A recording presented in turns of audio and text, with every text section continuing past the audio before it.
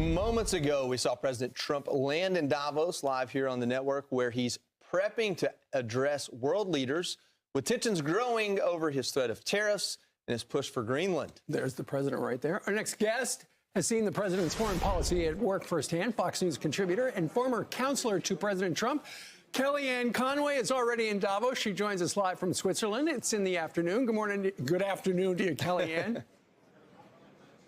Good morning, Foxy friends. It's great to be here, and we're so happy that President Trump landed, and he's ready to address the World Economic Forum. He is. So do you smell smoke right now? Because we've been hearing that all the European leaders' hair is on fire.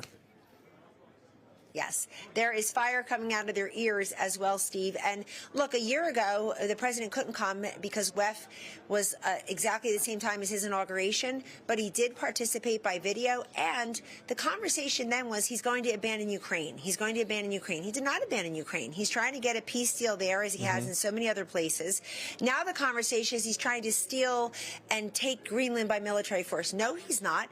He is showing the world that the U.S. wants to be the leader in making sure this incredible strategic asset, Greenland, is being managed by the U.S. Maybe in our control of fair and square deal. It would probably have to pass the Senate, so you have to be careful there.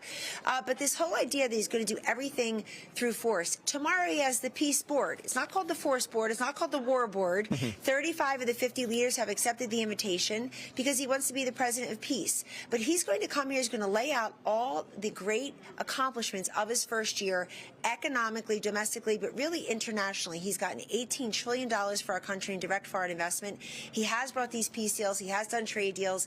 He has strengthened NATO, as Secretary General Rutte has said, by compelling all these countries to pay 5% to the common dues. NATO is for the common economic and military defense. So, of course, he should do that. But, of course, the prediction, he's going to destroy NATO. He's going to come in here. But they can't stop talking about him. Trump is always on their mind. I wouldn't say they're suffering from the same stage 5 Trump derangement syndrome as some people in our country, but they have to give him the benefit of the doubt. They need American.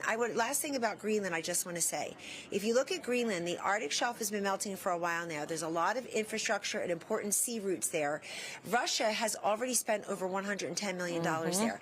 How come the same people up in arms that the U.S. may dare want to have Greenland as a strategic asset to help everyone, including Europe, where Ukraine and Greenland are, they don't get up in arms that Russia and China are already there. Yeah, it's so interesting. They want us to pay for NATO and their security supposedly against the Russians, but then they don't want us to secure Greenland, which would protect them from the Russians. So it makes no sense at all.